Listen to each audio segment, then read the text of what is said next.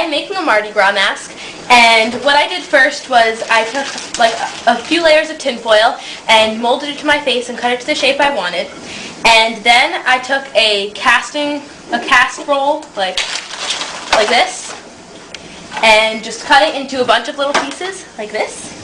And I have these here and a bowl of warm water. And then all you do is you cover it. You cover the whole thing. I'm covering the whole thing right now to make it, a real mask. And all you do is dip it in the warm water and ease it off a little bit and just put it right over it. And I did the whole back so far, and now I'm working on the edges, and then I'm going to do the front. Now, what are you up to now? Sorry. Jewel, yes, Jewel, we see your mask too. You're next. All right, Tara, continue. Show us the mask. Okay. So, and what is Here's that? my mask What exactly is it going to be? It is going to be a Mardi Gras mask, and what I'm going to do is once I'm finished putting all this casting material on, which what it is what doctors make casts out of. I'm not exactly sure if it's what they still use, but I know they used to. So you just wet it and put it right on, and then it's kind of like you could do it with paper mache, right? Yeah, like yeah. If you wanted to use your own strips of newspaper and glue, yeah, it would work the same way. Mm-hmm. Okay. And then once I'm all finished with that, then I'm going to paint it, and I think I'm going to do like a plaid design on it with. And is it a Venetian mask? Yeah. Okay. Continue working on that. We'll tune in a minute. Okay, so now I finished covering the front and the back of it. So now I'm going to let it dry overnight, and then I'm going to paint it. Nice. Cool. Let's see it on your face. It's still a little wet, so I don't want to put it all the way on, but. Oh, cool. Okay. We'll look for it painted. Yeah. Once it's dry, which I just let it dry overnight, last night, and now I'm painting the front and the back. And I'm painting it orange and pink. And then once the paint dries, I'm going to put some designs on it. You want to be sure to give it a good thick layer of paint? Yeah, because you want it all to soak in, because the paint really absorbs the paint, so you want to make sure you make it thick enough to fill in all the holes and everything. Now I'm going to decorate mine with these ribbons. I'm kind of making a plaid-like design, and I'm just hot gluing the ribbons to the front. That.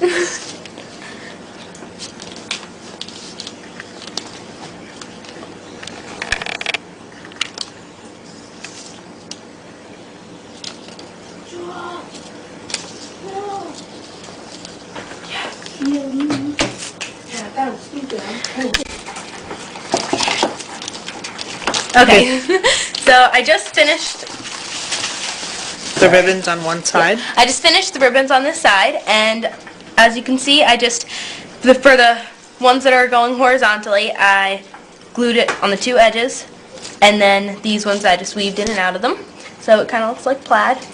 And next I'm going to make polka dots on this side. I think I'm going to do it with just different colors of glitter and stuff, and that's it so far. Okay, we'll be done. Now I am putting polka dots on it, on this orange side, and I'm actually using paint for the glitter instead of glue. No particular reason, it's easier. So I just put enough, a little dot, and add some glitter to it, and what's that? And that's it. So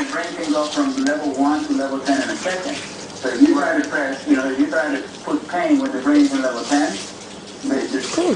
Then we'll check back later. Yep. Okay, so I see. So I finished putting the silver polka dots on, and then I put a little bit of clear glitter in here. If you can see it a little bit, it's just like hold it still. Shimmery, sparkly. Okay. And paint is sticking that glitter on? Yep. All you need is dots of paint? Okay. Yep, yeah. Okay. And then I took this tool, cut piece of tulle, and I doubled it and cut holes in it and weaved the ribbon through it. Let me see. And then hot glued to the back like that. And so it looks like it's like a curtain pretty much, just weaved through. Okay. And I'm going to trim off the bottom a little bit over here so it's a little more even. Okay. Let me see. And then how are you going to put a stick on it? Yes, I'm gonna put a see. stick over here. Cool. Okay. I think we got it. All right, good. Then we'll have to get you putting a stick on later. Good. Now I'm up to putting my stick on my mask, so I just took a regular pencil and I'm wrapping it in ribbon, and I'm putting a dab of hot glue about every time you go around, because you want to make sure it stays good in its spot, especially with this big ribbon. So, and just make each end just meet. It makes a nice little spiral.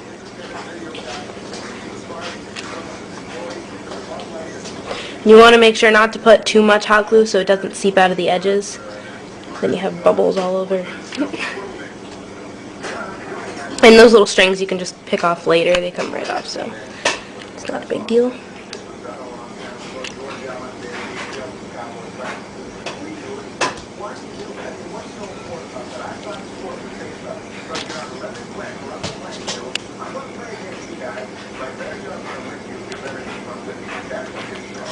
And then once I get to the end,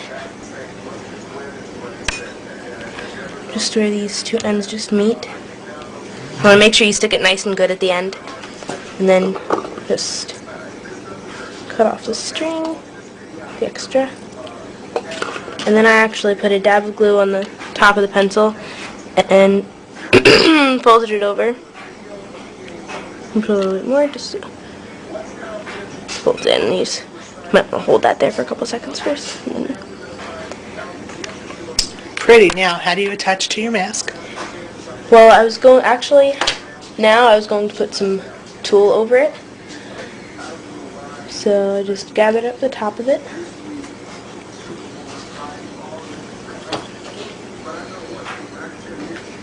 And this, you want to put a little extra hot glue on it because it's a bunch of different layers all stuck together there. It's alright if my top isn't perfectly neat because these ribbons on it are going to kind of cover up the top. So I lightly wrapped the tulle around my stick, and now I'm going to hot glue it to the mask, which just put in nice. So now I'm reinforcing the hot glue a little bit, putting a little bit extra so that it really holds it up good.